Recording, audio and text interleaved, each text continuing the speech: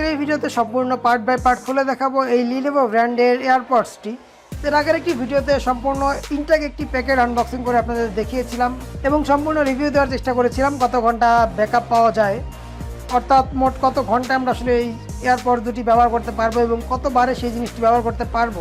আপনারা যারা এখনও সেই ভিডিওটি দেখেননি, আপনারা চাইলে কিন্তু এই ভিডিওর আই বাটন এবং এই ভিডিওর ডিসক্রিপশন বক্স থেকে সেই ভিডিওটি দেখে নিতে পারেন। তো আজকের এই ভিডিওটির মাধ্যমে আমি এই জিনিসটি সম্পূর্ণ পার্ট বাই পার্ট খুলে ফেলবো এবং দেখার চেষ্টা করব যে আসলে এই Lenovo ব্র্যান্ডের এয়ারপডসটির মধ্যে কী ধরনের জিনিসপত্র ব্যবহার করা হয়েছে বা কী ধরনের ব্যাটারি আসলে ব্যবহার করা হয়েছে। তো তারই প্রেক্ষিতে আজকের এই ভিডিওটি তৈরি করা।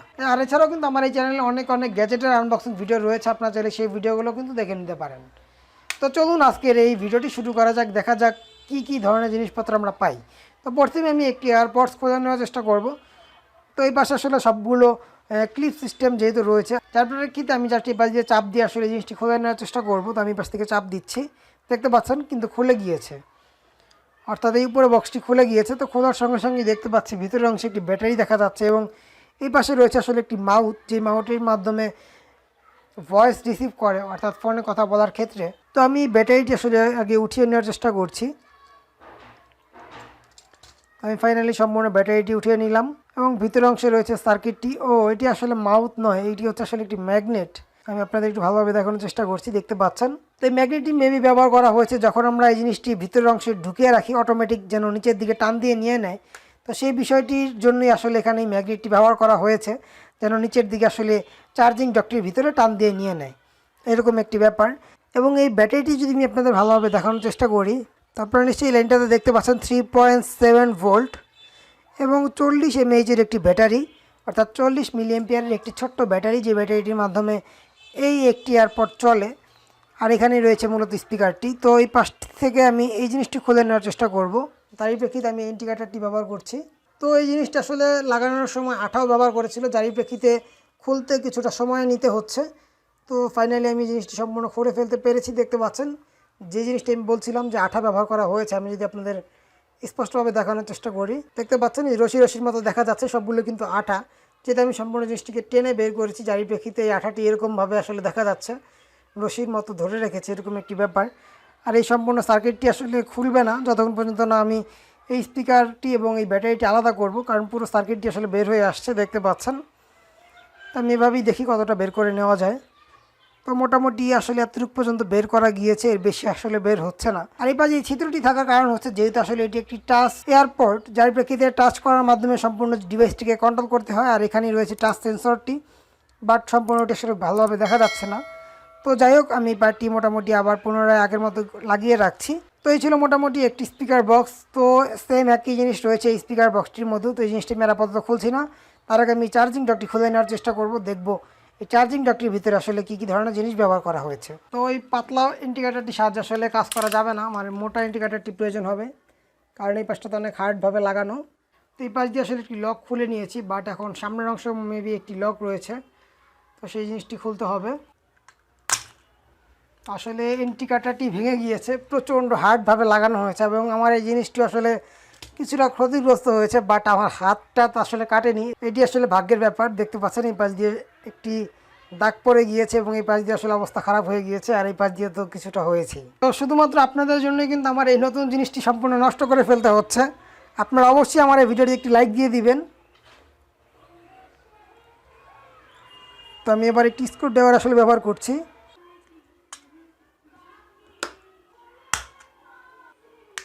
তো মেবি ফাইনালি বের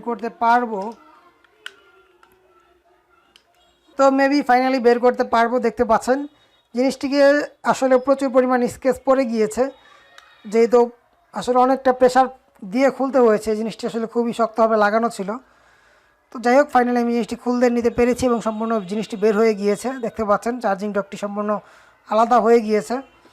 তো এই হচ্ছে ভিতরে থাকা ব্যাটারিটি, একদমই অল্প জায়গার মধ্যে যেহেতু সম্পূর্ণ বিষয়টি আসলে সেটিং করা হয়েছে, তারই প্রেক্ষিতে এই জিনিসটির ভিতরে খুব বেশি জায়গা নেই এবং ব্যাটারিটি আসলে খুবই ছোট পরিমাণ। এবং এই পাশে এটা ব্যাটারিটির এমএএইচ দেখতে পাচ্ছেন, আমি স্পষ্টভাবে দেখানোর চেষ্টা করছি। 300 মিলিঅ্যাম্পিয়ারের একটি ব্যাটারি, 3.7 ভোল্টের একটি ব্যাটারি। তো দেখতে পাচ্ছেন এটি হচ্ছে 300 মিলিঅ্যাম্পিয়ার এবং এইটির মধ্যে ব্যবহার করা হয়েছে 40 মিলিঅ্যাম্পিয়ারের ব্যাটারি। আর এই চার্জিং ডকটির মধ্যে তো 300 মিলিঅ্যাম্পিয়ারের ব্যাটারি দেখতেই পাচ্ছেন। আর চার্জিং ডক কন্ট্রোলার হিসেবে ব্যবহার করা হয়েছে এরকম একটি সার্কিট। আর এই পাশে রয়েছে একটি সকেট, যেই সকেটের মাধ্যমে আসলে চার্জিং ডকের ব্যাটারিটি এবং এটার সঙ্গে এই যে এয়ারপড দুটি রয়েছে এই এয়ারপড দুটি সম্পূর্ণ জিনিসগুলো কিন্তু চার্জ করে থাকে। আর যেইতে পার্টটি ছেড়ে দিলেই অটোমেটিকলি লেগে যায়, এই তার প্রেক্ষিতে ব্যবহার করা হয়েছে এখানে ম্যাগনেট। তো আপনারা সেই ম্যাগনেটগুলো স্পষ্টভাবে দেখতে পাচ্ছেন। এদিকে যেরকম দুটি ম্যাগনেট দেখতে পাচ্ছেন, ভিতরের অংশে এই গোল শেপের এটিও কিন্তু একটি ম্যাগনেট এবং এই পাশে আরেকটি ম্যাগনেট রয়েছে, অর্থাৎ এই ভিতরের অংশে যেটি রয়েছে দেখতে পাচ্ছেন আমার এই জিনিসটি কিন্তু সম্পূর্ণ লেগে গিয়েছে। আমি ছেড়ে দিচ্ছি, জিনিসটি ঝুলে রয়েছে, তো আমি টান দিয়ে ছুটিয়ে নিচ্ছি এবং এই ম্যাগনেটটির সঙ্গে কিন্তু ঝুলে রয়েছে দেখতে পাচ্ছেন। তো এই হচ্ছে মোটামুটি ম্যাগনেটের কাজগুলো, অর্থাৎ এই উপরে পার্টটি লাগানোর জন্য শুধুমাত্র ম্যাগনেটটি ব্যবহার করা হয়। আর এছাড়াও যেহেতু আমাদের এই চার্জিং ডকটি ভিতরের অংশে বসিয়ে চার্জ দিতে হয়, যার প্রেক্ষিতে যখন এখানে ছেড়ে দিব তখন এটার নিচে থাকা ম্যাগনেট এবং এই ম্যাগনেট দুটি ম্যাগনেট একসঙ্গে নিচের দিকে টান দিয়ে নিয়ে নেয়। দেখতে পাচ্ছেন এই ম্যাগনেটটি কিন্তু এই জিনিসটিকে টান দিয়ে নিচের দিকে নিয়ে নিয়েছে, যার প্রেক্ষিতে এই চার্জিং ডকটির মধ্যে ঢুকে চার্জ হওয়া শুরু হয়ে গিয়েছে। আর যারই প্রেক্ষিতে এখানে ইন্ডিকেটর লাইটটি জ্বলছে। এবং আমি যদি আবার এই চার্জিং ডকটি থেকে এই এয়ারপডটি বের করে নিই, কয়েক সেকেন্ড পর অবশ্যই লাইটটি নিভে যাবে।